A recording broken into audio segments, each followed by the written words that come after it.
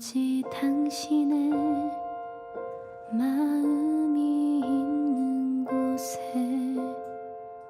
나의 마음이 있기를 원해요. 아버지 당신의 눈물이 고인 곳에 나의 눈물이 고이길 원해요.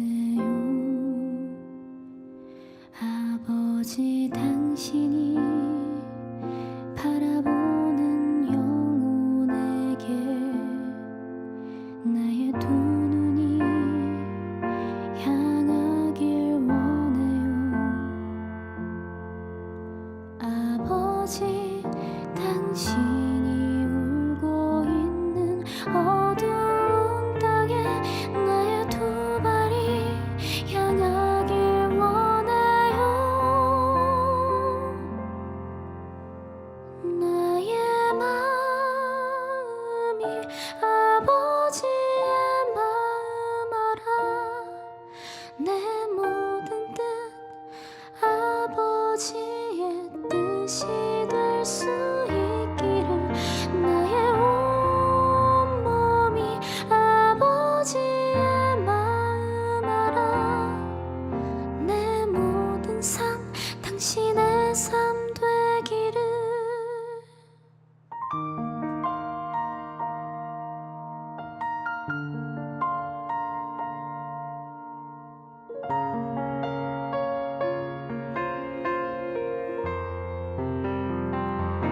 아버지 당신의 마음이 있는 곳에 나의 마음이 있기를 원해요.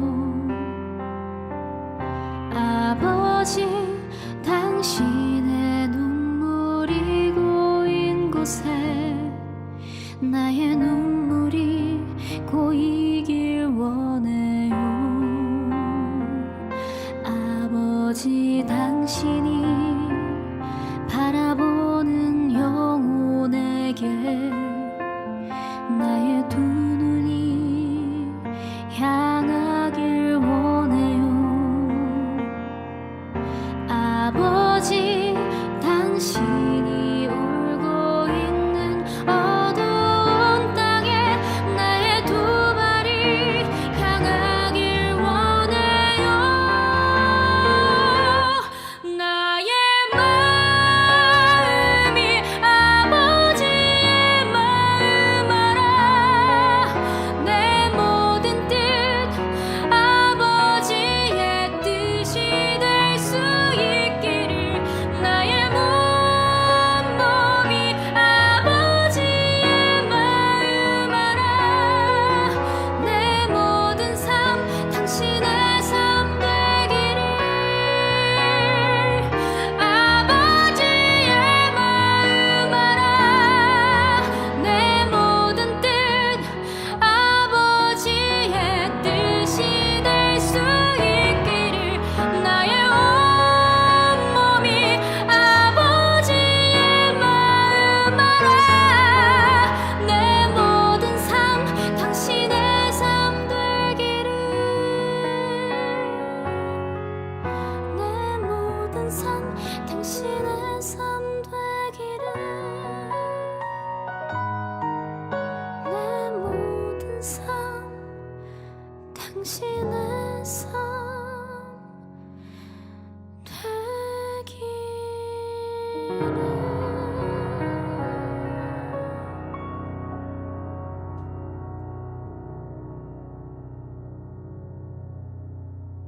민수기 35장 26절부터 28절.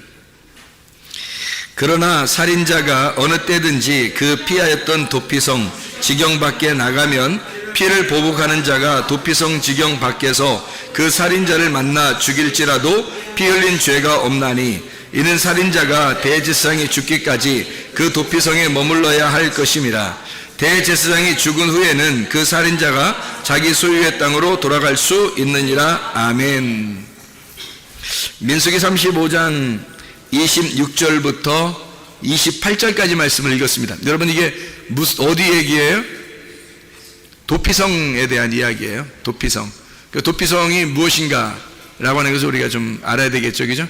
도피성이 뭐냐? 도피성 뭐 하는 거냐? 이게 알아야 되겠는데, 도피성이 뭐 하는 거냐면, 살인을 저지른 사람이 거기로 도망가서, 대제사장한테, 나 이런 죄를 졌는데, 사실 고의성 있는 건 아닙니다. 라고 얘기를 하면, 그럼 대제사장이 듣고서, 그럼 여기 도피성에 들어와서, 도피하고 있어라.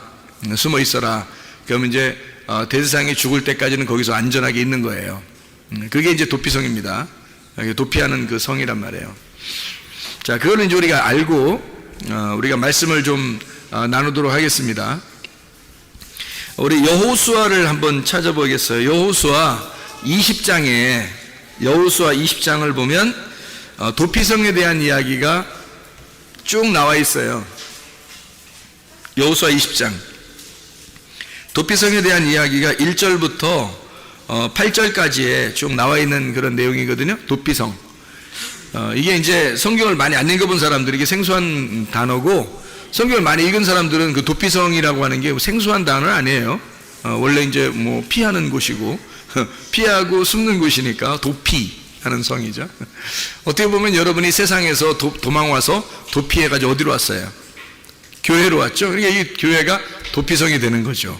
그러니까 세상으로부터 도망와서 이게 피해온 거잖아요. 그죠? 뭐 잘못해서 도망온 거예요? 뭐 그럴 수도 있는 거고, 그렇지 않을 수도 있는 거고, 교회라는 건 이제 피해서 온 거잖아요. 이게 도피성이나 마찬가지죠, 교회가. 자, 여호수아 20장의 1절부터 우리 8절까지의 말씀에 보면, 도피성이 있는데 이 도피성이 있잖아요. 7절, 8절에 보면 몇 군데가 나오냐면, 이 도피성이 몇 군데에다가 이것을 만들으라고 되어 있냐면, 6군데에 만들어야 되어 있어요. 6군데. 예, 그러니까 도피성이 몇 개 돼야 된다고요? 6개가 돼야 된다는 거예요. 그럼 6개라는 6이라고 하는 건 뭐를 의미해요? 6은, 7은 예수님을 의미하는데, 그죠? 7이 하면 뭐 안식일을 얘기하고, 안식일의 주인은 예수님이고, 그래서 7은 보통 예수님을 말하는데, 6은 보통 뭘 말하는 거예요? 예, 사람을 말하는 거예요, 사람. 그 사람이 언제 창조됐어요? 며칠 날 창조됐죠? 6째 날 창조됐잖아요. 그래서 사람을 보통 6이라고 표현을 해요. 그러니까 사람이 사람답게 살지 못하면 뭐가 돼? 짐승. 그래서 짐승도 며칠 날 창조해요?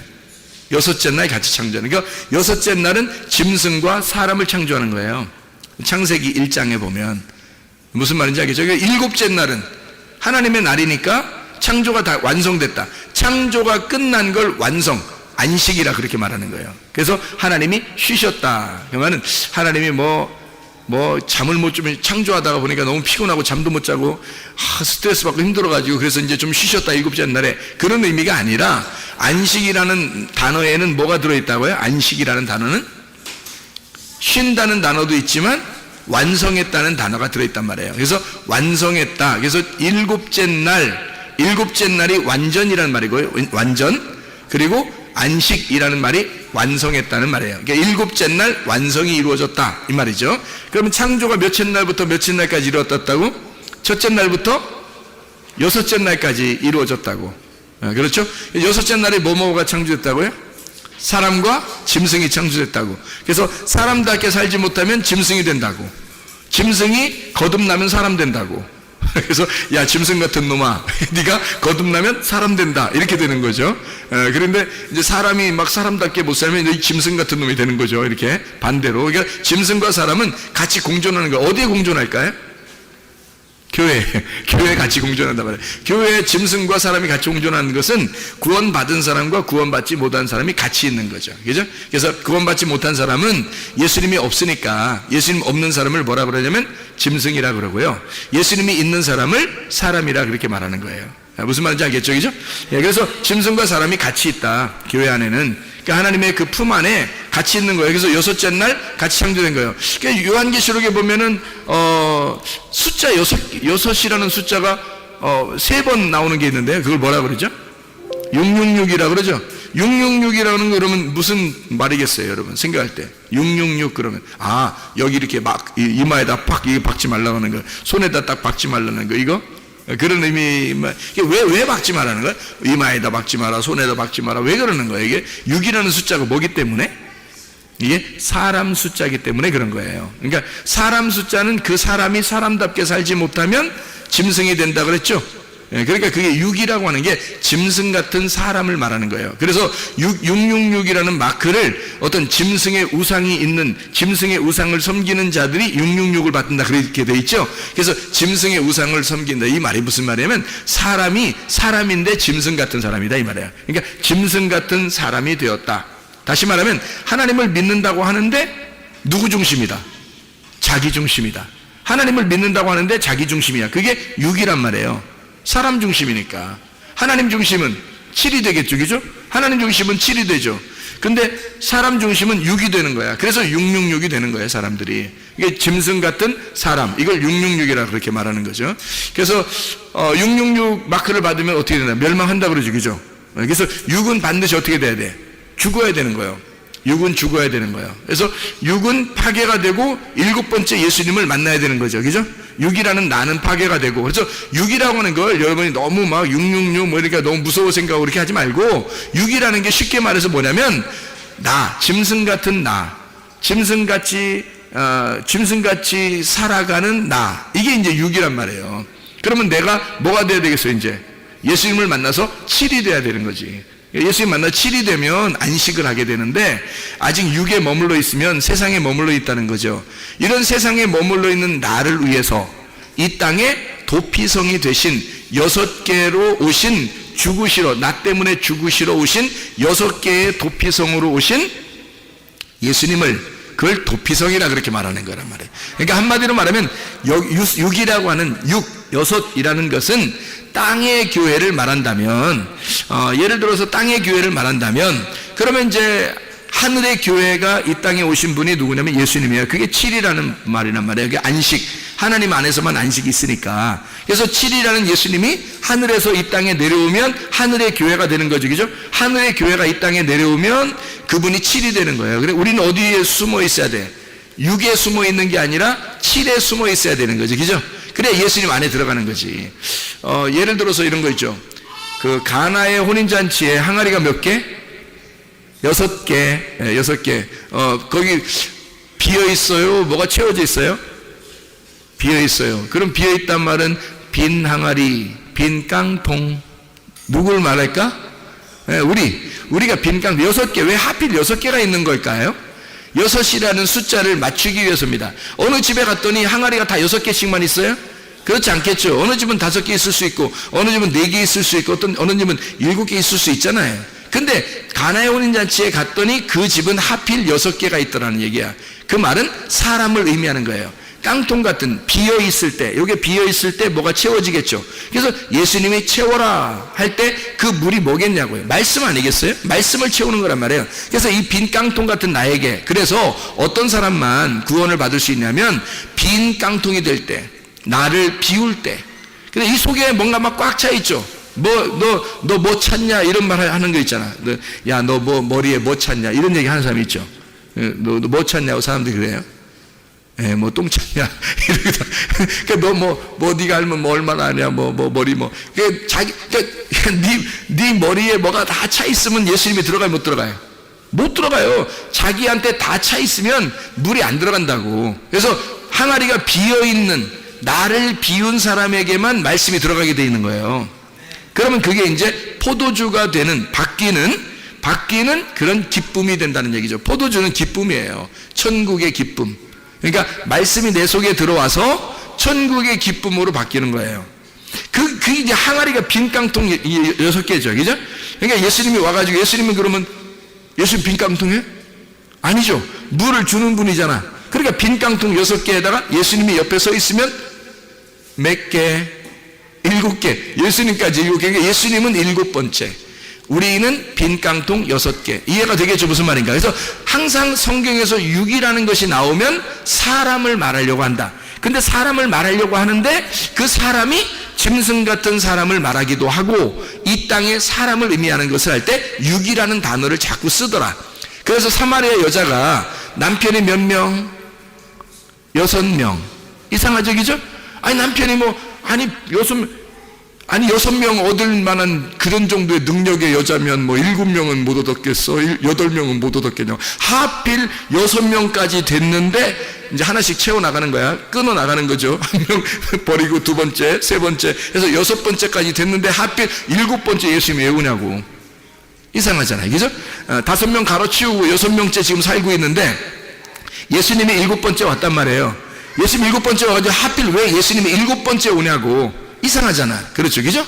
그러니까 거기는 성경은 다 이게 어느 정도 사인이 들어있는 거예요. 그러니까 6명을 가지고 있는 남편을 가지고 있었던 여자에게 7번째 남편이신 예수님이 와가지고 너 6번째 남편 그것도 네 남편 아니야 이렇게 얘기하는 거죠. 예수님이. 그죠? 지금 집에 있는 네 남편도 네 남편이 아니다 라고 하는 그 6번째 남편은 누굴까? 누구예요? 예, 그 집에 있는 남편이 있으니까 성전을 말하는 거예요. 성전. 그러면 성전은 어떤 성전? 성경에서 말하는 6번째 성전은 어떤 성전일까요? 돌성전. 무너져야 할 돌성전이란 말이에요. 예수님은 7번째니까 예수님은 어떤 성전? 무너지지 않는 성전이란 말이에요. 예수님은 견고한 하늘의 성전이고 이 땅의 성전은 무너져야 되잖아. 짐승 같은 나니까. 짐승 같은 나는 돌 하나도 돌 위에 남지 않고 다 무너진다. 마태복음 24장에 나와 있는 얘기입니다. 그러니까 이게 종말이 어디에 이루어져야 되는 거야? 내 안에서 이루어져야 된다는 거지. 이해가 되겠죠? 종말은 내 안에서 이루어져. 왜? 내가 666이니까. 내가 666이니까 이 안에서 종말이 이루어져야 된다는 거지. 6개 깡통 빈 항아리는 그 속에 물이 채워지면서 7번째 남편을 만났을 때 7번째 주인을 만났을 때 6 항아리가 물이 채워져 가지고 포도주로 바뀌는 거예요. 이해가 되겠어요? 그러니까 6개는 주님을 만나면 7번째를 만나면 6개가 완전해진단 말이에요. 그래서 안식을 누리는 것이다. 무슨 말인지 알겠죠? 이렇게 6이라고 하는 숫자는 예수님 말고 사람을 의미하는 나를 말하는 것인데 이 나는 어떤 나냐? 6번째는 무너져야 할 나, 죽어야 할 나. 그래서 666을 받은 사람은 다 어떻게 된다 그래요? 하나님이 대적하시고 죽인다 그랬죠. 그죠? 요한계시록에 나온 왜 그러냐면 6번째는 죽어야 되기 때문에 그런 겁니다. 그러니까 빈 깡통이 원래 자기가 빈 깡통일 때 여러분이 빈 깡통을 생각해 보세요. 빈 깡통이야 자기가. 하긴 뭐 머리도 난 비었어 뭐 이런 식으로 생각할지도 모르겠지만 하여튼 빈 깡통이야 자기가. 그럼 빈 깡통이면 빈 깡통이 나야. 빈 깡통이 나야. 그러면 빈 깡통이 죽어버리려면 어떻게 해야 돼요? 빈 깡통이 죽어버리려면 아이고 그냥 발로 밟아버린다네. 발로 밟아버린대야. 그러니까 빈 깡통이 죽으려면 발로 밟어? 아니죠. 빈 깡통이 죽으려면 거기에 물을 채워야 되는 거예요. 반대로 생각해 보세요. 그죠? 자, 빈 깡통이 원래 나야 그 빈 깡통이 반대가 되려면 빈 깡통이니까 반대가 되려면 물을 채워야죠. 그래서 예수님이 그 빈 깡통에다가 물을 채워서 반대를 만드는 거예요. 짐승 같은 너에게 이 마음이 비어지니까 너에게 물을 집어넣어서 말씀을 집어넣어서 너를 사람 만드는 거예요. 누가? 예수님이 와가지고 6개의 항아리인 네가 나를 만나 7개가 되는 거란 말이에요. 예수님을 만나서 7개가 되고 그 항아리 그러니까 이 물이 바뀌어가지고 어떻게 돼요? 변해지잖아요. 물이 변하여 포도주가 되는 거죠.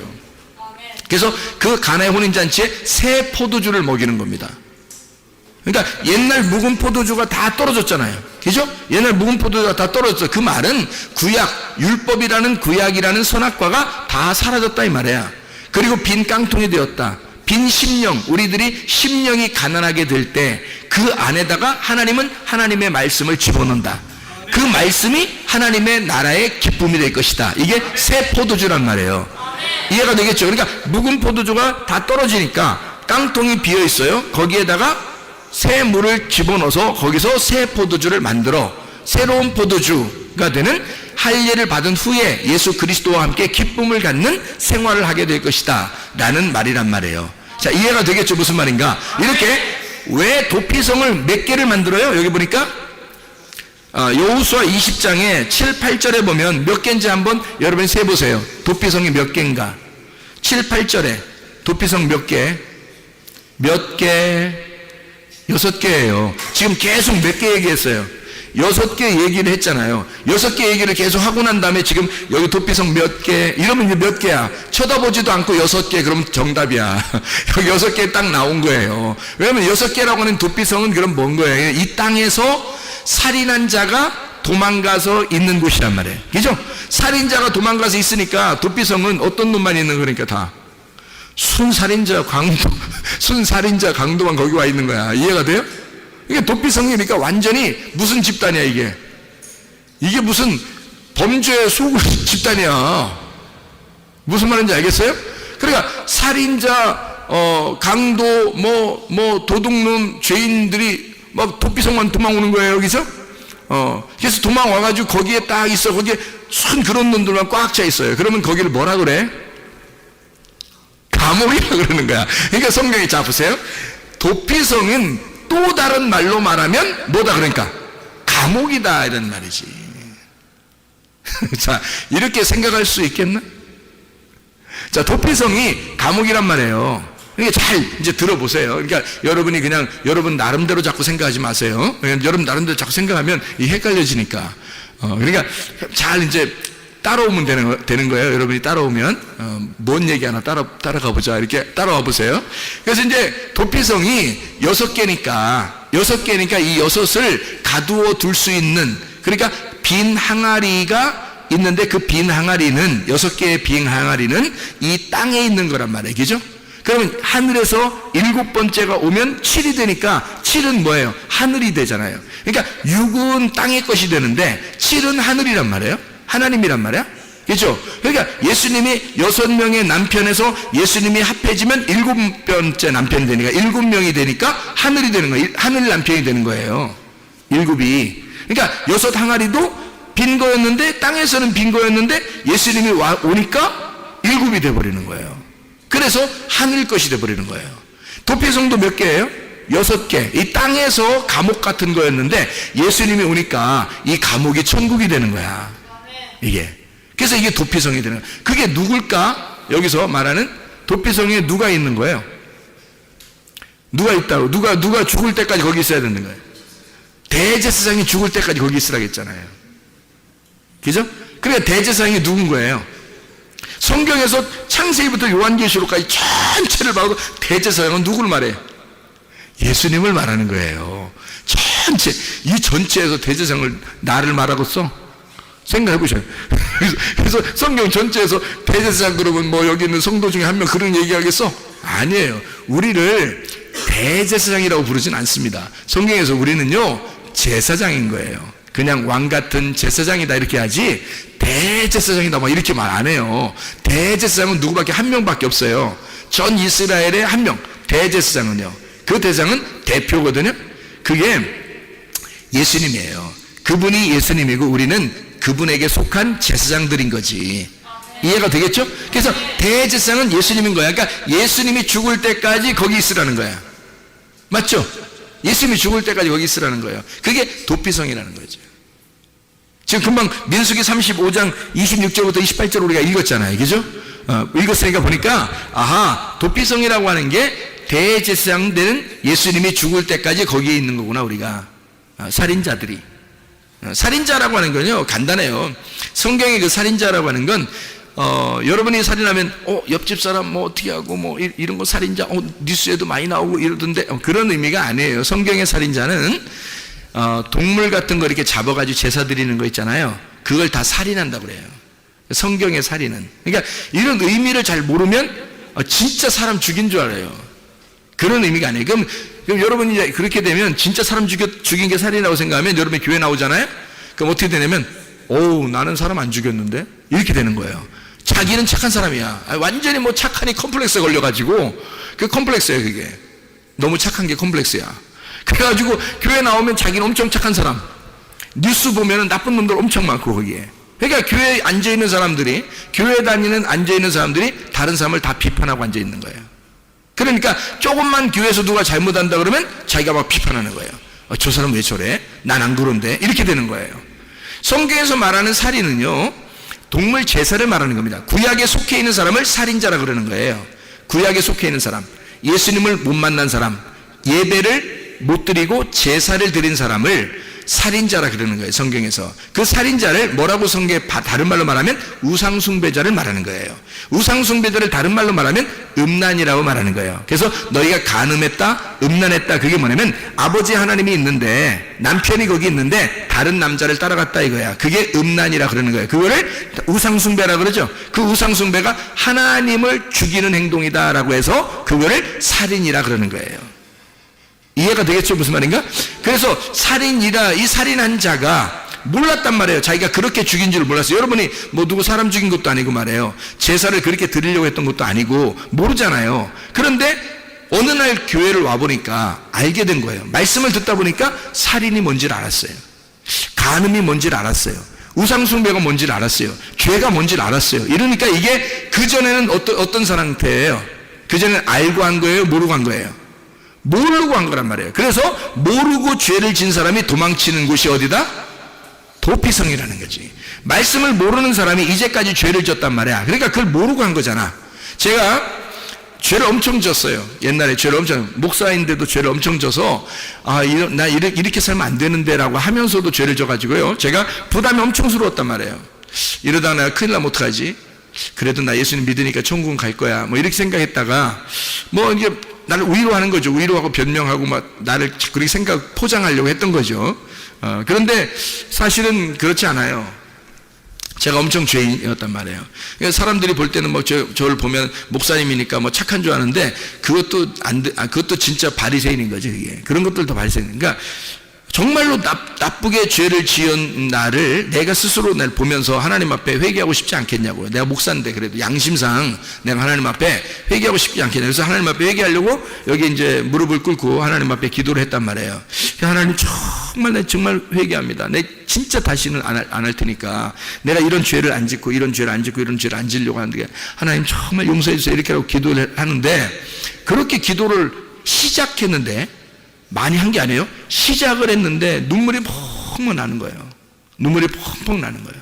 내 인생이 너무 험난했던 거야. 인생이 너무 험난해. 제가 오늘 예배 드리기 전에 우리 그 얘기를 했는데 나보고 먹을 걸 왜 이렇게 욕심내냐는 듯이 쳐다보더라고요. 이 과자 이렇게 내가 먹은 거 있을 때는 항상 나를 먼저 생각해야 돼. 왜 이러니까 막 지들끼리 웃으면서 이렇게 불쌍하다는 듯이 그럼 먼저 드세요. 뭐 이런 식으로 하더라고요. 그래서 내가 다시는 말이야. 내가 나쁜 과거가 있어서 그래.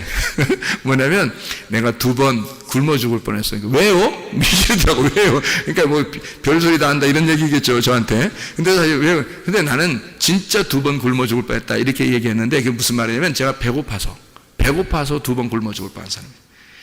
그러니까 하나님 앞에 내가 한번 기도하면서, 금식하면서 내가 기도하면서 뭐라 했냐면, 하나님, 나 먹을 것만 하나님 저한테 주시면 제가 하나님 일을 하겠어요.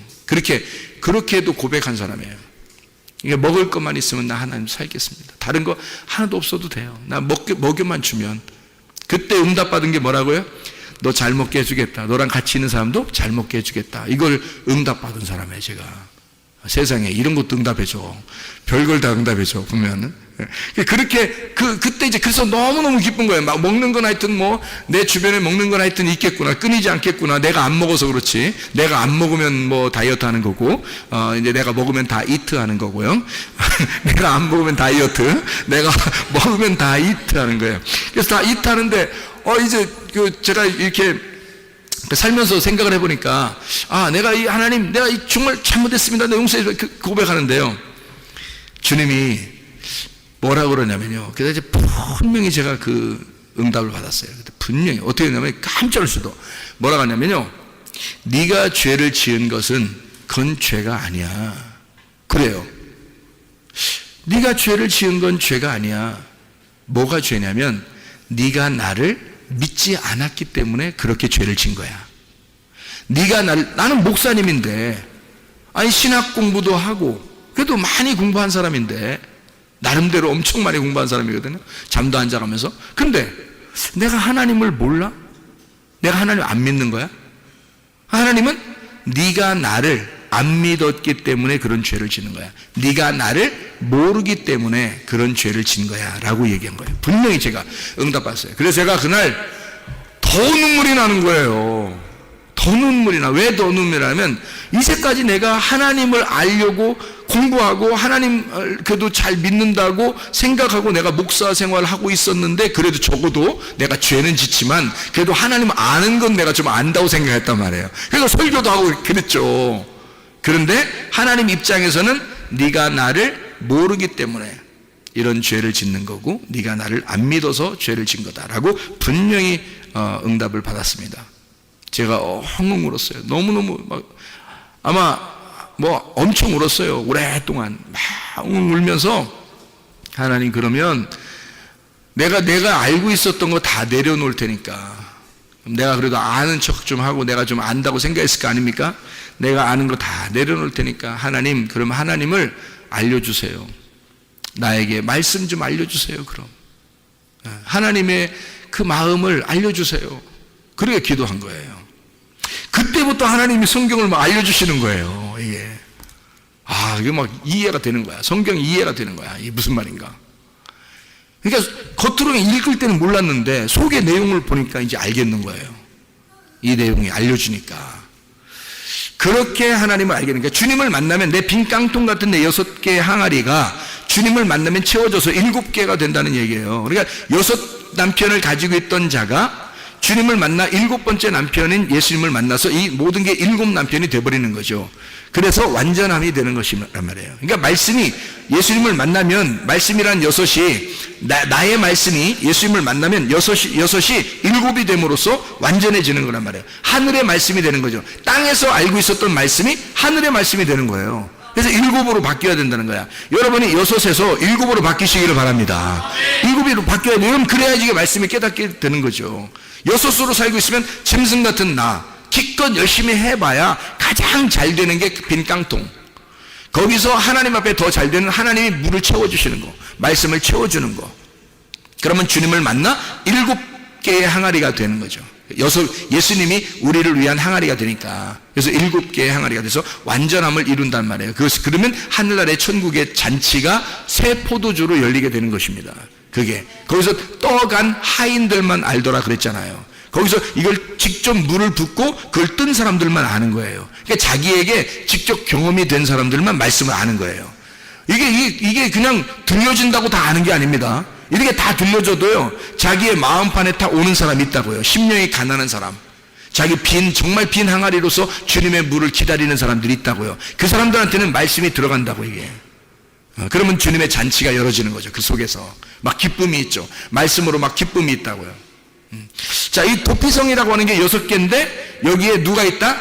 대제사장이 있다. 대제사장이, 그 대제사장이 거기에 사는 동안에 우리는 이렇게 이런 죄가 아니라 결국엔 뭐라고요? 살인이라고 하는 게 우상숭배고, 우상숭배가 음란이다, 간음이다, 이거야. 그럼 이게 같은 거란 말이에요. 그러면 여러분, 우리 모두 다 이게 안 걸린 사람 있을까? 없죠. 이게 안 걸린 사람이 없는 거예요. 그러니까 다 6에 속한 사람들이란 말이에요. 우리 인간은 다 6에 속한 사람들이라고. 그러니까 7번째 대제사장한테 도망가지 않으면, 도피성에 있는 대제사장한테 도망가지 않으면 안 된다고, 이게. 그러니까 대제사장한테 가서 숨어 있어야 우리가 사는 거란 말이에요. 그 도피성에. 이게 이제 이 땅의 교회인데요. 이 땅의 교회를 6개의 땅의 교회를 이야기합니다. 6개인데 보면 뭐가 되어 있냐면 게데스라는 데가 있습니다. 이 성경에 여호수아 20장의 7, 8절을 여러분이 보면 게데스라는 데가 있어요. 그게 첫 번째 도피성입니다. 게데스. 그리고 세겜이라는 데가 두 번째 도피성이고요. 세 번째 도피성이 헤브론입니다. 그리고 네 번째 도피성이 베셀이라는 데가 나오고요. 여기 이 성경에 지금 나온 겁니다. 여호수아 20장 7, 8절이에요. 그리고 그 다음 도피성이 길랏 라못이죠. 길랏 라못. 그렇죠? 그 다음이 바산 골란이다. 이렇게 돼 있죠. 바산 골란. 이렇게 돼 있습니다. 그러니까 여기 지금 6개의 그 도피성을 여러분 잘 봐봐요. 게데스, 세겜, 헤브론, 그리고 베셀, 길랏 라못, 그 다음에 바산 골란. 이렇게 6개가 되어 있잖아요. 이것에서 누가 있다고요? 대제사장이 이거를 관리하는데 대제사장이 있으면 7이 되는 거라고. 그러면 여러분에게 주님이 계시면, 대제사장 되신 예수님이 계시면 이 땅의 교회가 뭐가 되는 거예요? 도피성이 되고 우리를 감추어 줄 수가 있다는 얘기예요. 아무리 어떤 죄인이라도 우리를 감추어 줄 수 있다는 거지. 왜? 우리는 모르고 죄 지은 거니까. 우리는 말씀을 몰랐기 때문에 죄를 지은 거니까. 말씀을 알았다면 죄 지켰어요, 여러분이? 지라게도 못 지는 거예요. 말씀을 알게 되면, 할례를 받고 나면, 거듭나면, 첫째 부활에 동참하면, 예수님을 영접하고 나면 죄 지라게도 못 져요. 마음이 변해버립니다. 그런데 그러기 전에는 늘 죄를 짓게 돼 있어요. 왜 죄를 짓는다고요? 안 믿었기 때문에, 모르기 때문에 그런 거예요. 모르는 게 죄인 거예요. 모르는 게. 그래서 요한복음 17장 3절에 보니까 여호와 하나님과 그 아들 예수 그리스도를 아는 것이 영생이라. 그 아는 것이라는 말이 뭐라고요? 기노스코가 뭐라고요? 몸과 마음으로 깨달아진 거, 아는 거. 이걸 기노스코라 그래요. 그 기노스코가 되면 영생이 온다 이렇게 된 거예요. 너희가 나를 믿지 않는 것이 죄다라고 하는 것은 요한복음 16장 9절에 나와 있는 말씀이고요. 그러니까 이렇게 죄라고 하는 것이 그런 의미다. 이해가 되겠죠? 무슨 말인가? 우리가 생각하는 뭐 어떤 뉴스에 나올 만한 그런 죄가 아니에요. 성경의 죄들은 다 우상숭배, 간음, 음란, 살인, 제사 드리는 거, 구약의 제사 드리는 그런 의미들을 얘기하는 거예요. 내 열심으로, 내 믿음으로 제사 드리려고 하는 거, 이거를 우상숭배라 그러고 음란이라 그러고 살인이라 그러는 거라. 그럼 우리는 어떻게 예배를 드려야 되나요? 제사가 아니라 예배, 영과 진리 안에서 예배를 드려야 된다.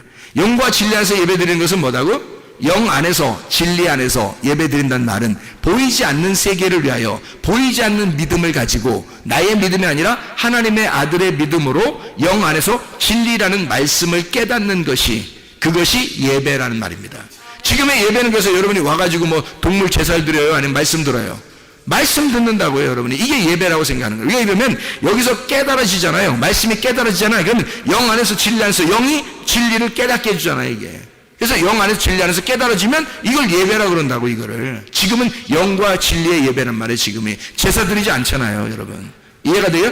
여러분의 열심으로 되는 거예요, 이게? 하나님의 열심으로 되는 거예요. 하나님의 열심으로 되는 거란 말이에요. 나의 열심으로 되는 게 아니고, 내 열심이 들어가면 율법이라 그러는 거고, 하나님이 자기가 열심히 해서 나를 섬겨주시고 나를 구원해 주시고 은혜를 베풀어 주시고 말씀을 주시면 그걸 은혜라 그러는 거란 말이에요. 율법이 아니라 은혜다 이렇게 말하는 거죠. 하나님이 아들 예수가 이 땅에 오신 것도 은혜로 온 거죠. 우리가 뭐 오라고 해서 온 거 아니에요. 하나님이 자기 아들을 보내신 거란 말이에요. 그걸 은혜라 그러는 거예요. 선물로 우리에게 주셨다 이렇게 말하는 거죠. 말씀도 그렇게 오는 겁니다. 여러분에게 말씀이 계속 떨어지잖아요, 이렇게. 그것은 여러분이 가만히 앉아있는데 그냥 떨어진다고, 말씀이. 그 씨앗이 떨어진다고요. 이걸 은혜라 그러는 거예요. 율법이 아니라. 이해가 되죠? 그러니까 우리는 율법 안에서 구원받는 게 아니라 은혜가 여러분에게 왔을 때 그게 하나님 아들이라는 선물이고, 그 선물을 받았을 때 씨가 심겨진단 말이에요. 그러면 그 열매를 맺히면 이것이 우리에게 하나님의 아들이 잉태가 되는 거라고, 속에서. 그러면 구원받는 거란 말이죠. 하나님의 말씀이 여러분 속에서 자라나시길 바랍니다. 말씀이 계속해서 이게 숨겨져 있는 게 아니라 감추어진 것이 드러나서 비밀 없는 친구가 되고, 예수님과 예수 자꾸 이렇게 발화하여 이게 열매를 맺고 자라나야 된단 말이죠. 그 주님의 이 아들이, 하나님의 아들이. 이해가 되겠죠? 우리 속에서 하나님의 아들이 뭐라고요? 그러면 성경에서 말씀이 속에서 자라나야 된다는 거죠. 그러니까 말씀을, 너희가 하나님을 아는 것과 그 아들 예수 그리스도를 아는 것이, 잘 알게 되면 뭐라로, 어디 보여요? 어디 보여서 알게 됐어? 말씀이거든요. 그 말씀을 알게 되는 것이 너희에게 영생이다라고 얘기하잖아요. 그러니까 말씀을 이게 우리가 설교 듣는 시간이 어떻게 보면 굉장히 중요한 시간입니다. 그 시간이에요. 근데 사람들은 그걸 잘 모르니까, 이게 진짜 예배인지 잘 모르니까 어떻게 막 열심히 어떻게 해야지 예배를 드리는 거야 막 이렇게 생각한다고요. 근데 주님은 원하는 게 뭐겠어요? 너희들은 원래 하나님의 아들이 아니야. 너희들은 양자가 됐잖아. 양자가 됐으니까 너희들은 아버지를 잘 모를 거 아니야. 아버지 하나님을 잘 모를 거 아니야. 그러니까 아버지가 목사를 통해서, 말씀을 깨달은 목사를 통해서 알려주고 싶은 거야. 아버지를 자꾸 알려주고 싶은 거야. 하나님 아버지를 자꾸 소개하고 싶은 거야, 이렇게.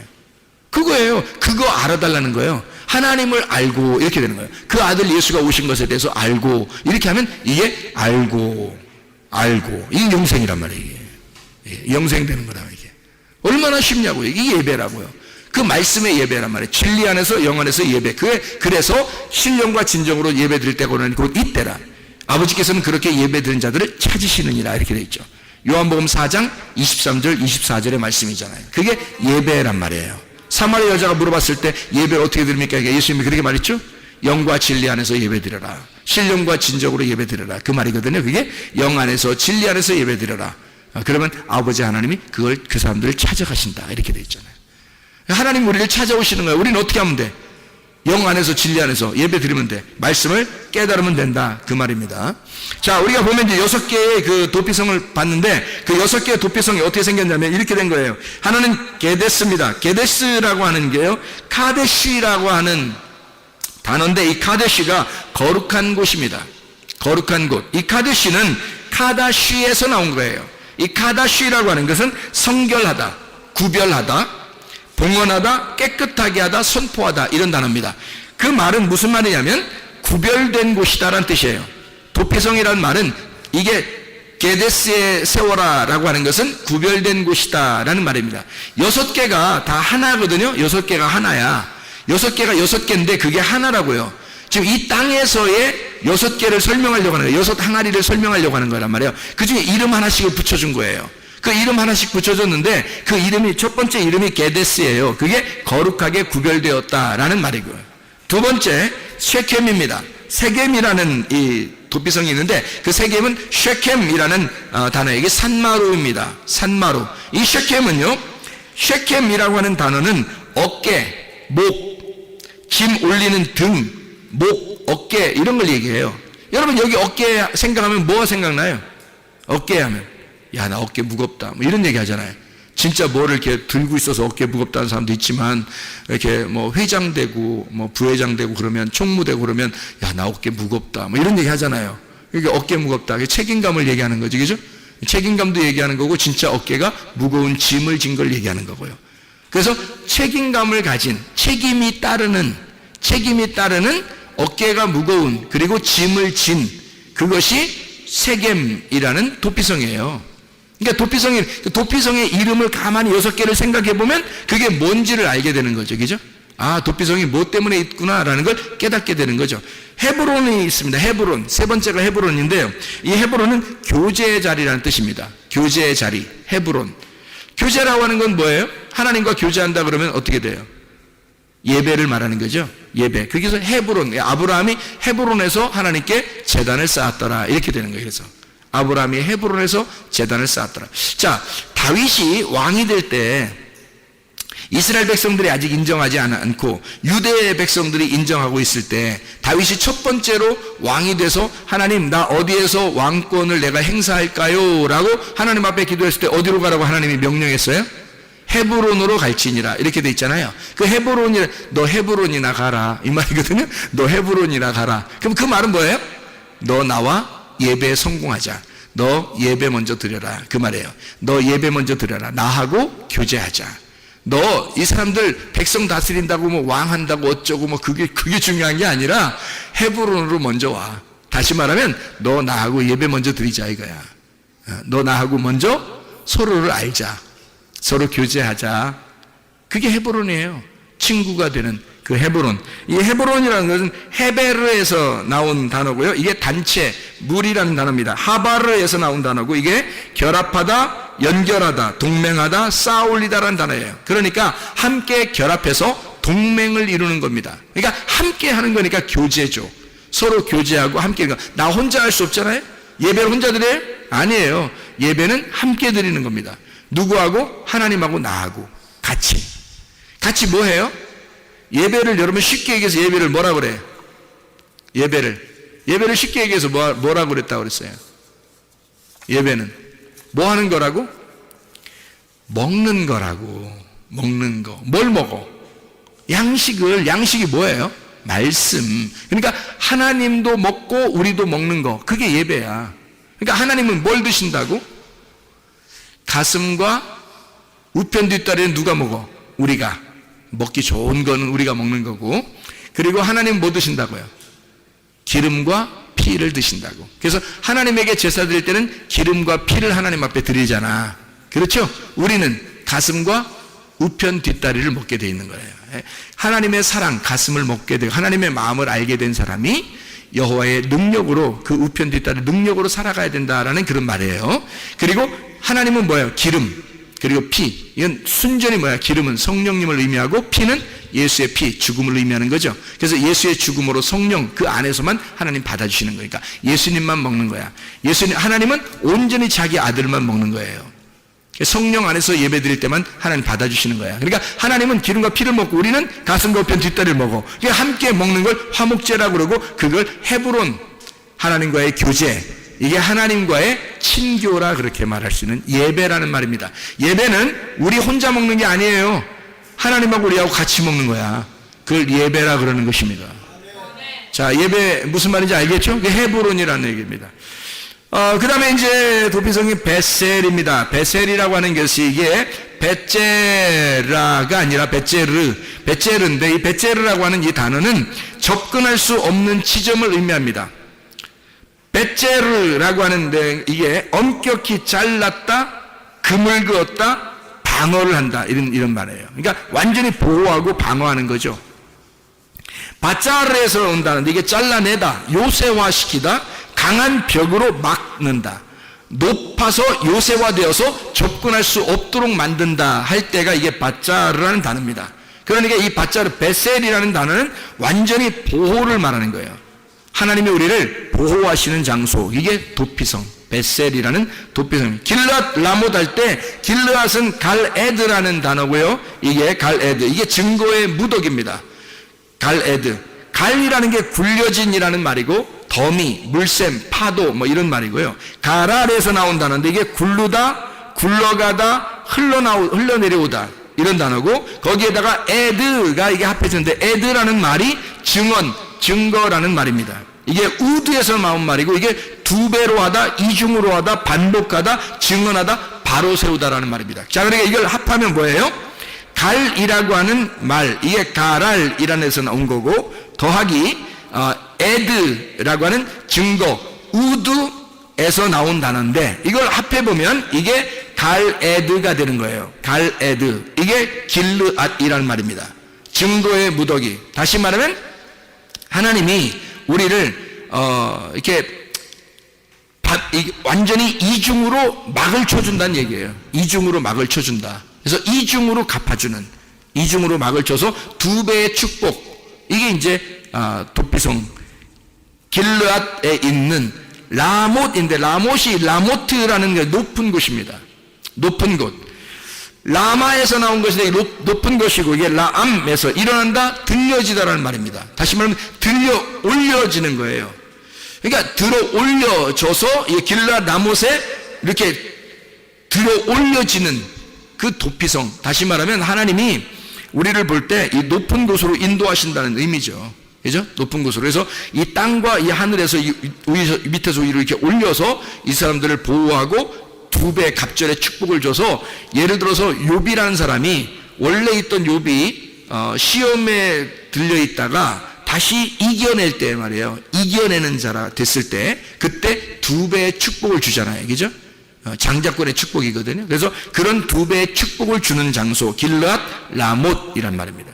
바산 골란, 이게 마지막인데, 이 바산 골란이, 바산이라는 게 로맘에서 나오는 이 바산, 높임, 찬양하다라는 그런 단어, 라맘에서 나온다는데, 이게 라맘, 일어나다, 높이다, 들어 올리다라는 말이고요. 이게 골란이라는 말은 고란인데 포로입니다. 포로. 참 이상한 단어예요. 이 단어가 도피성인데 포로라는 단어예요. 골란에서 포로, 곤란하다 이 말이에요. 곤란하다. 이게 포로가 된다는 말인데 가라에서 나온 거예요. 희한한 단어인데 이게요. 가라, 고라에 가라라는 말로 왔다는 말이에요. 가라라는 말이 무슨 말이면 벌거벗기다, 끌고 가다, 드러내다라는 말이에요. 자, 포로를 벌거벗겨서 집어넣은 장소, 이게 도피성이래요. 자, 그럼 이 도피성이라고 하는 이 단어가 굉장히 우리에게 이상한, 자, 어떤 면에서는 우리하고 예배하자는 말이고, 그리고 어떤 면에서 우리를 보호한다는 말이고, 우리를 들어 올린다는 말이고, 우리를 빨가벗긴다는 얘기도 되는 거예요. 다 어디에서 일어나는 일들이죠? 교회에서 일어나는 일들이에요.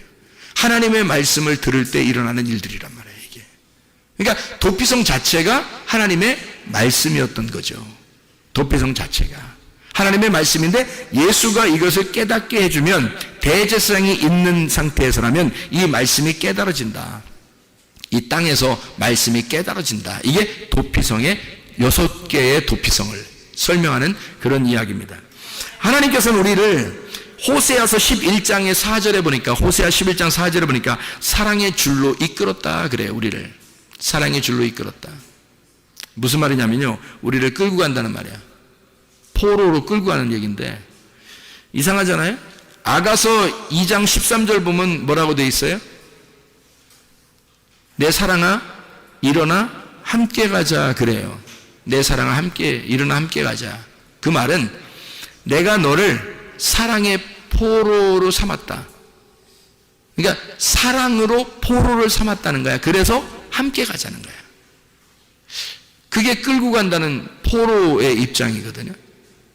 우리가 포로가 되려면, 이왕이면 예수님의 포로가 돼야 되는데, 로마서 1장 1절에 보니까 이 바울이 뭐라고 하냐면 나는 예수 그리스도의 종이라 그래요. 둘로스. 이게 노예거든요. 예수 그리스도에게 완전히 구속된 자야. 속한 자라는 거지.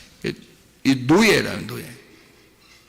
로마서 8장 2절 보니까 죄와 사망의 법에서 우리의 생명의 성령의 법으로 옮겼다 그랬는데요. 죄와 사망의 법에 있었던 내가 생명의 성령의 법 안에 옮겨진 거예요. 다시 여기로 묶인 겁니다. 죄와 사망의 법에서 묶여있던 내가 생명의 성령의 법으로 다시 묶였다는 얘기야. 여러분이 율법에서 벗어나가지고 교회로 왔더니 알고 보니까 성령님이 우리를 다시 붙잡는다는 거지. 그래서 성령님의 포로가 되어 있는 거예요. 근데 성령님은 우리를 마구잡이로 죄인 만드는 게 아니라 사랑의 포로를 잡아 우리를 일어나 함께 가자. 나의 사랑아 일어나 함께 가자. 그랬더니 이 여인이라는 내가 그 신랑을 떠나질 못하는 거예요. 죄와 사망의 법이라는 그 율법, 그 우악스럽고 율법적인 그 죄를, 나의 죄를 정죄하던 그 율법에서, 죄와 사망의 법에서 내가 묶여 있었는데 우리 주님이 거기서 나를 빼내줬단 말이에요.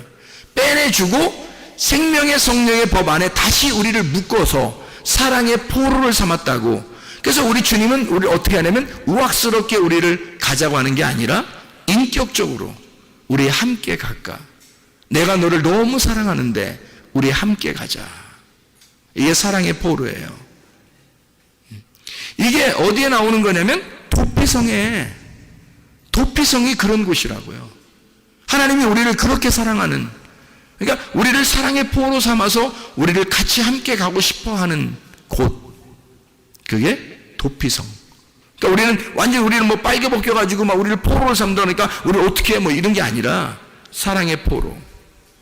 하나님 우리를 너 있는 모습 그대로, 너 있는 모습 그대로 나는 너를 사랑할 거야. 주님이. 그래서 너를 발가벗겨. 네가 입었던 옷 말고 이제 내가 너에게 옷을 입혀줄게. 그래서 주님이 우리를 발가벗겨서 우리를 끌고 가서 자기의 사랑의 포로를 삼는 거예요. 그랬더니 이 여자가 신랑을, 이런 신랑 만나고 난 다음에 안 벗어나는 거야. 너무 좋으니까, 너무 인격적이니까 안 벗어나는 거야. 자기가 사귀던 남자, 자기가 남편이었던, 섬기던 그 남편은 율법이었고 너무 힘들게 했는데 자기를, 새로운 신랑을 만났어. 은혜라는, 복음이라는, 진리라는 신랑을 만났어요. 이 남자친구는, 이 신랑은 너무 잘해주는 거야. 자기를 함께, 내 사랑아 함께 가자.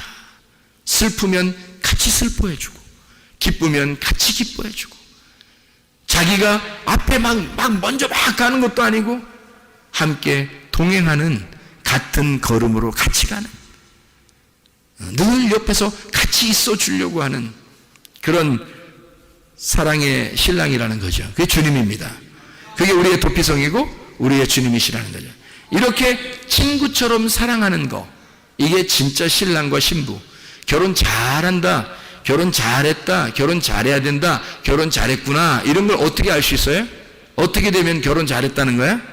둘이 친구 되면, 둘이 친한 친구가 되면, 서로 비밀이 없고 서로 자기의 것을 감추지 아니하고, 그리고 친구처럼 지낼 수 있다면, 그러면 결혼 잘하는 거고 결혼 잘한 것입니다. 우리는 모두 결함이 있지만 결핍이 없게 만들어 주시는 것, 이게 선한 목자가 하시는 거예요. 주님은 우리에게 늘 우리는 결함이 있어요. 부족하고 연약해요. 그런데 결핍은 없어요. 왜? 선한 목자가 되시는 분은 우리의 부족함을 채워주시는, 결핍함을 채워주시는 분이거든, 그 선한 목자가. 그래서 서로가 부족한 점들을 주님이 채워주시는 거예요. 이렇게. 그게 우리의 신랑 되시는 거라고요. 완전한 교회는 세상 어디에도 없습니다. 완전한 교회는 없는데 온전한 교회는 있을 수 있습니다. 온전한. 그래서 너희는 주 안에서 온전하라. 너희가 완전하진 않아. 그렇지만 온전해 줄 수는 있어. 너희들이 깨끗하고 거룩하고 구별되게 그렇게 교회로 살아갈 수가 있다. 이런 도피성이 되어야 된다. 우리는 완전하지 않지만 온전하게 살 수 있다. 완전한 교회는 없지만 온전한 교회는 있을 수 있는 겁니다. 우리 교회가 이런 온전한 교회가 되시기를 바랍니다. 하나님이 기뻐하시는 교회, 이 마지막 때에 하나님이 도피성과 같은 교회, 누구든지 와서 물로 씻고, 누구든지 와서 용서받고, 누구든지 와서 자기의 죄를 회개하고 기쁨으로 누릴 수 있고 위험을 당하지 아니하고 그런 교회. 열왕기하 5장 14절부터 27절의 말씀에 보면요, 두 사람을 비교하는 장면이 나옵니다. 하나는 7번 요단강에서 물로 씻은 나아만이라는 사람이 있습니다. 자기가 처음에는 뭐 안 씻어요 뭐 이렇게 하다가 옆에 있는 사람이 정말 좋은 얘기를 해줬죠. 아이고 뭐 돈이 들어 뭐가 들어 그냥 한번 해봐요. 그냥 이거 믿자고 한번 해보죠. 뭐 해보고 가지 모르겠더니 그럼 그럴까? 그래서 물로 이제 씻었어요. 그랬더니 살이 이제 어린아이처럼 깨끗하게 됐단 말이에요. 다시 말하면 살이 깨끗해졌다. 새 살이 돋아왔다는 얘기예요. 새 살이. 그 말은 뭐예요? 거듭났다는 얘기지. 새로워졌다는 얘기지. 거듭났다는 얘기야. 어린아이가 됐다는 얘기예요. 그런가 하면 게하시라는 사람이 있죠. 게하시. 이 게하시라는 사람은 어떤 사람이 탐심이 들어왔어요. 그래서 뭐 거짓말 쳐가지고 그걸 다 또 막 숨겨놨어요. 막 받아가지고 나아만한테 받아가지고 막 숨겨놨거든요. 탐심이 들어왔단 말이에요. 이 탐심은 뭐예요? 성경에서는 골로새 3장 5절의 말씀이니까 탐심은 우상 숭배다. 탐심이라는 게 뭐예요? 선악과 창세기 3장 6절에 창세기 3장에 보면 먹음직 보암직 탐스럽게 하는 거, 이게 선악과예요. 다 욕심을 냈기 때문에 먹은 거잖아요. 그 욕심을 낸 것이 우상 숭배라는 거야. 그것이 간음인 거고. 그래서 이거를 선악과라 그래요. 게하시는 선악과라는 탐심에 걸려 있었던 거래요. 자, 탐심이라고 하는 건 우상숭배고, 우상숭배는 음란이고, 그래서 뭐가 걸려요? 게하시가 문둥병에 걸리는 거예요. 문둥병은 전형적인 죄의 결과물입니다. 속에서 3년, 안에서 3년, 안에 3년, 밖에 3년. 그래서 속에서 문둥병 3년 지나고 갓에서 3년이 지나서 문둥병이 드러나는 거. 이게 완전한 이게 죄인입니다. 그게 게하시가 걸려버린 거죠. 그런데 게하시는 문둥병이 걸려가지고 겉으로 드러났잖아요. 문둥병이. 그러니까 죄인이 된 거죠. 그런데 나아만 어땠어요? 원래 죄인인데, 원래 문둥병이 있었는데 요단강에서 7번 씻어서 죄가 용서되잖아요. 죄가 씻어지잖아요. 요단강에서 7번 씻어요. 그리고 죄가 씻어져. 그랬더니 그 요단강이 뭐가 된 거예요? 그러니까 자기 원래 죄인인데 어디로 들어간 거예요? 요단강으로 들어간 거야. 자, 그러면 지금 우리가 여호수아 20장하고 지금 민수기 35장에 나와 있는 이 말씀을 우리가 토대로 생각해 보니까 지금 요단강은 어딘 거예요? 요단강은 이게 나아만이 어디로 들어갔다고? 요단강에 7번 들어갔다고, 그죠? 7번 들어갔더니 그때 거기서 나오니까 거듭나 새로운 살이 됐다는 얘기 아니야? 그러면 요단강으로, 자기는 원래 죄인이었는데 그 요단강으로 들어갔다 나오니까 살아난 거죠, 그죠? 그 원래 죄인인데 죄가 없어진 거죠. 게하시는 원래 죄가 없었는데 죄인이 된 거고, 뭘 먹으니까? 선악과를 먹으니까, 탐심을 가졌으니까, 욕심을 가졌으니까, 자기 중심으로 자기를 위한 삶을 살려고 했으니까. 그런데 요단강에 7번 들어간 나아만은 자기가 심판받은 거죠. 요단강에서 심판을 받은 거란 말이에요. 자기를 심판한 거래요. 자기의 죄가 다 씻어진 거예요. 그랬더니 이 사람은 뭐에 들어간 거예요? 죄를 지었지만 도피성에 도망간 거잖아요. 요단강에 들어갔다는 얘기는 도피성에 들어갔다는 얘기잖아요. 그렇죠? 그래서 7번 씻어 거기서 완전하게 죄의 씻음을 받았다, 이런 말이잖아요. 그 말은 요단강 자체가 뭘 얘기하는 거야? 죽음과 부활을 말한다. 예수님이 마태복음에 보면 예수님이 침례 요한한테 침례를 받을 때 어디로 가요? 요단강으로 가잖아요. 요단강으로 가가지고 어떻게 해요? 예수님이 침례를 받을 때 물에 들어갔다가 나오시잖아요. 그죠?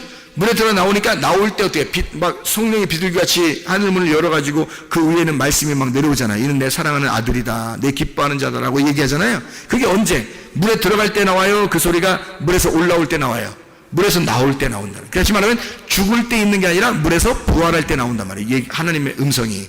이해가 되겠죠? 그것처럼 죽음과 부활을 말하는 곳이 어디냐면 요단강이란 말입니다.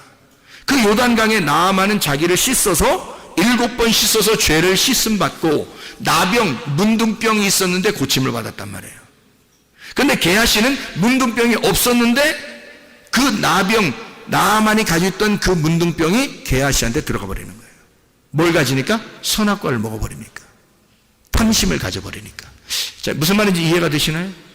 서로 비교한 장면들입니다. 그러니까 요단강은 지금 뭘 얘기하는 거다? 죽음과 부활을 말하는 거다. 그거를 다른 말로 말하면 뭐라는 거다? 도피성을 말하는 것이다. 도피성을 다른 말로 말하면 뭘까 그럼? 성막, 성전을 의미하는 것이다. 성막, 성전. 지금으로 말하면 뭐다? 그러니까 도피성이 교회다. 그래서 교회는 뭐 하는 곳이다? 여러분을 죽이는 곳이다. 그리고 여러분을 살리는 곳이다. 이해가 되겠습니까? 교회 자체가 그러니까 이게 도피성이라 여러분을 죽이고 여러분을 살리는 곳이다. 이게 죽음과 부활을 말하는 그 말씀이 있는 곳, 이게 교회를 의미하는 것이다. 이해가 되겠죠? 무슨 말인가? 그래서 우리는 피난처라고 하는 게 이게 도피성인데요. 이 피난처가 도피성인데 내 대신 누가 죽어야지만이 거기서 일이 끝나요. 도피성에서 끝나요. 대제사장 되시는 예수님이 죽을 때까지 나는 거기 있어야 돼. 그리고 예수님이 죽으면 다 끝나. 대제사장이 죽으면 이젠 다시 자기 집으로 돌아갈 수 있어요. 그러면 생각해봐요. 대제사장이 안 죽었을 때 만약에 나가면 어떻게 돼? 만나는 사람이 죽여버려, 이 사람을. 옛날에 너 살인죄가 졌지, 너 죄인이지, 그러면 만나는 사람이 이 사람을 죽일 수 있어요. 그런데 대제사장이 죽고 그리고 이 사람이 나갔어. 그러니까 이 사람이 도피성에서 나갈 수 있는 방법은 대제사장이 죽는 방법밖에 없는 거야. 대제사장이 죽을 때까지는 도피성이 있어야 되는 거예요. 나가려면 대제사장이 죽어야지 나가는 거예요. 그러니까 이 사람이 이제 죽어야 되는데, 원래 죽어야 되는데 대제사장이 죽는 거예요. 대제사장이 죽으면 이 사람을 죽이는 법이 끝난 거야.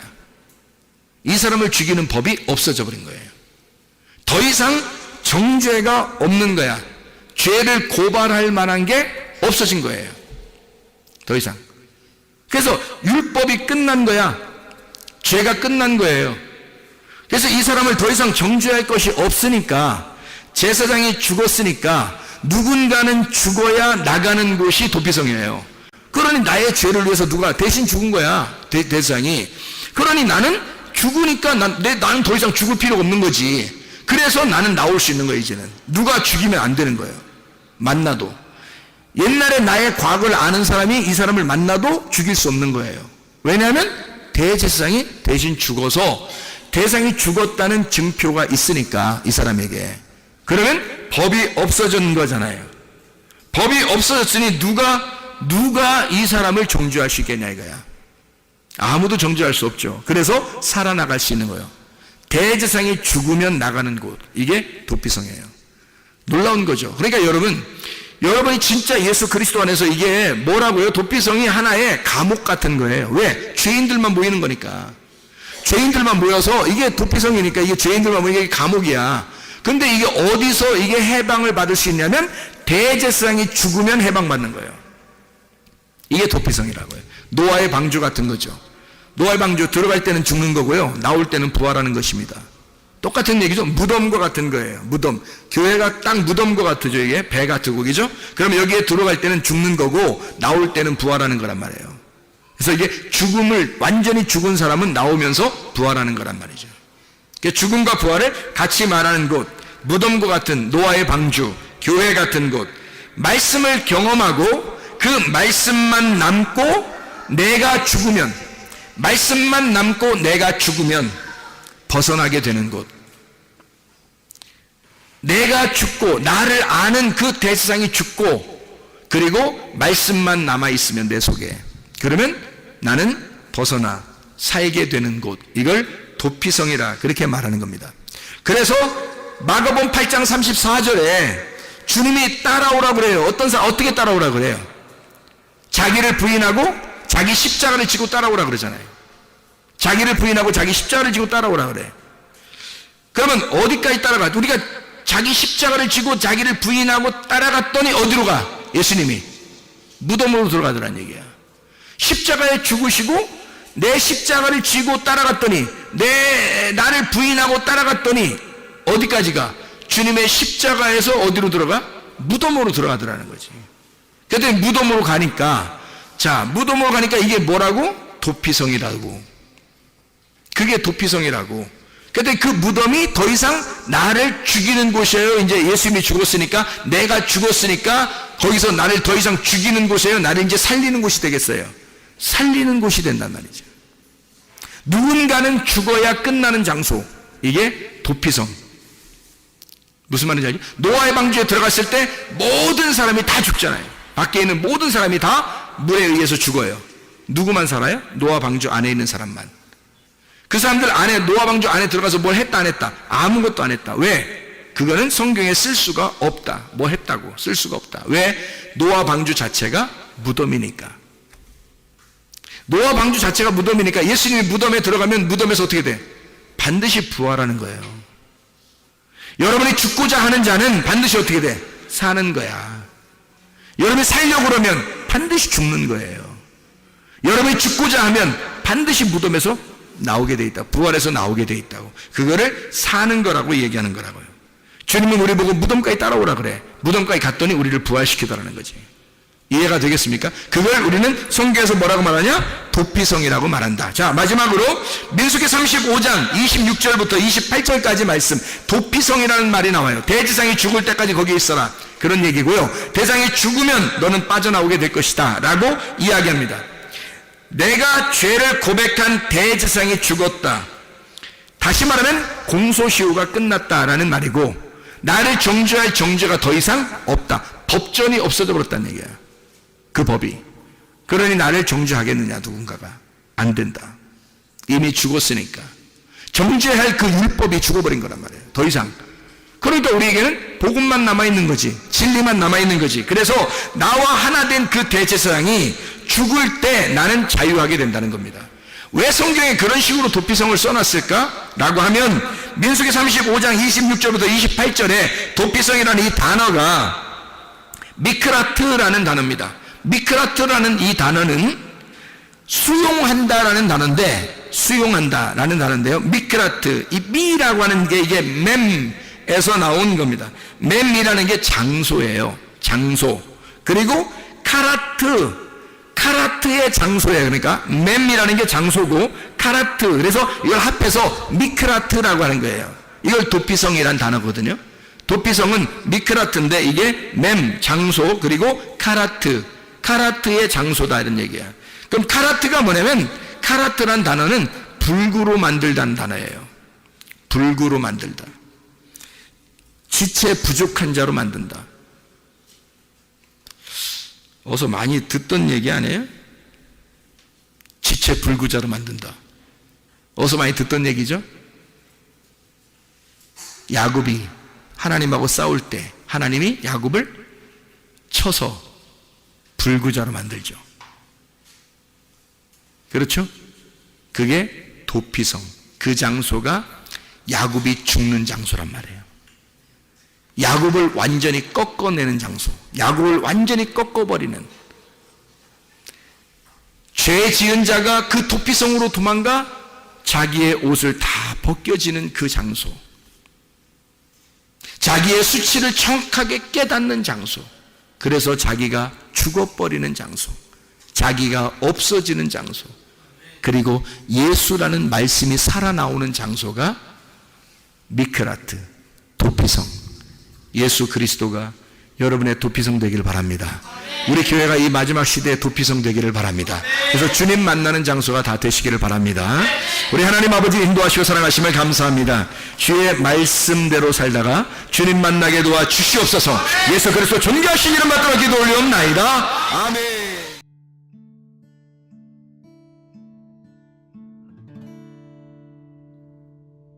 내 속에